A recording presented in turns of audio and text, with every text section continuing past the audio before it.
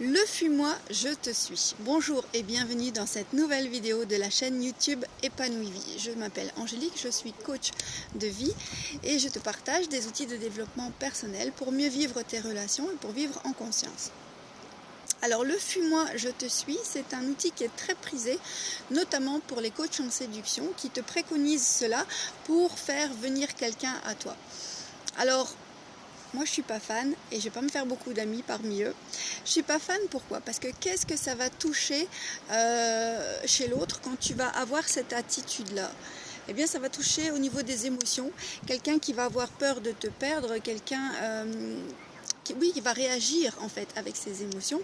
La peur de ne plus avoir de nouvelles, de te perdre, la peur du vide, la peur d'être seul. Et finalement, tu vas pas t'attirer la bonne personne pour toi, puisque c'est une personne qui sera dépendant affectif, en tout cas dans ces jeux-là. Peut-être est-ce que tu l'es toi-même pour agir de la sorte. En fait, on est dans les jeux psychologiques, dans les relations toxiques. Donc oui, ça fonctionne, évidemment que ça fonctionne, mais moi, personnellement, je trouve ça manipulatoire et je préfère être authentique, une personne authentique, transparente, qui soit capable de communiquer, qui est à l'aise avec ses émotions, avec ses ressentis et qui est capable de communiquer ce qu'il ressent vraiment à l'intérieur à l'autre. Alors si tu es dans une nouvelle relation ou une relation qui n'est pas encore établie et que tu as peur d'être trop lourd, effectivement, ça peut être bien d'avoir une espèce de temps de recul pour laisser l'autre personne venir à toi. Alors ça, c'est un petit peu différent. Mais si c'est un jeu exprès à chaque fois où tu calcules, que c'est une stratégie de dire voilà, pendant autant de temps je ne vais pas lui parler ou je vais faire en sorte que je lui manque, bah oui, tu vas t'attirer quelqu'un qui fonctionne avec des manques, forcément. Donc oui, ça fonctionne, mais on est dans quelque chose qui n'est pas sain, c'est pas de la communication.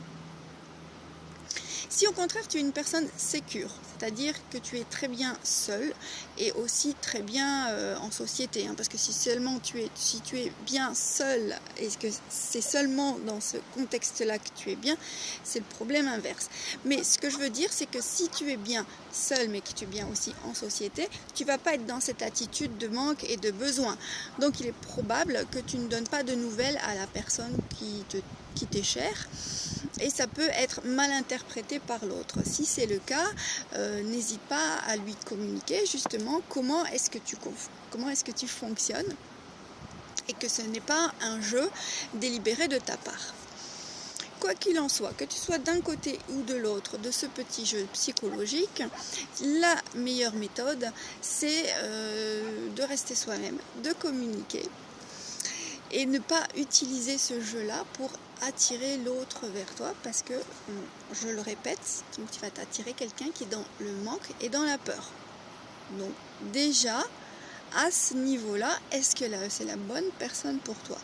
Et toi-même, si tu agis de cette façon-là, alors je sais, je me répète un petit peu, mais c'est pour bien ancrer les choses.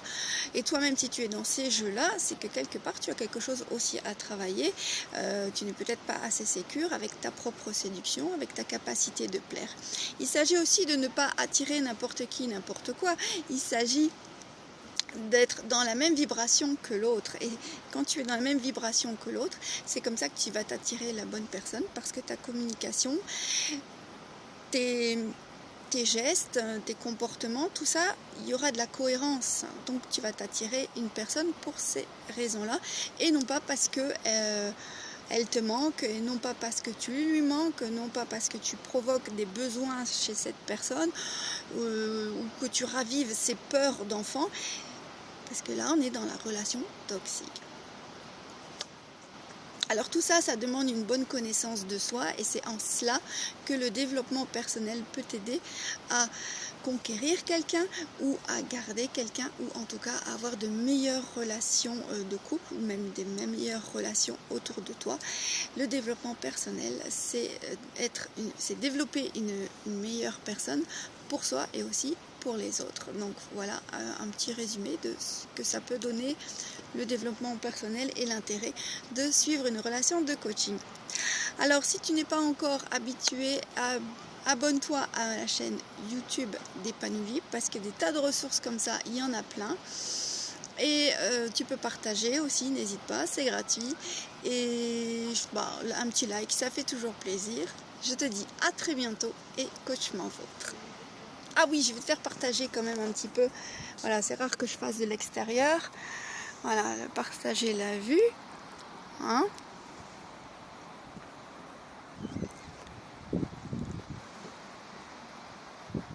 Voilà, c'est assez sympa. Alors la lumière n'était pas très bonne aujourd'hui, donc je me suis dit je vais filmer en extérieur. Allez, à très bientôt!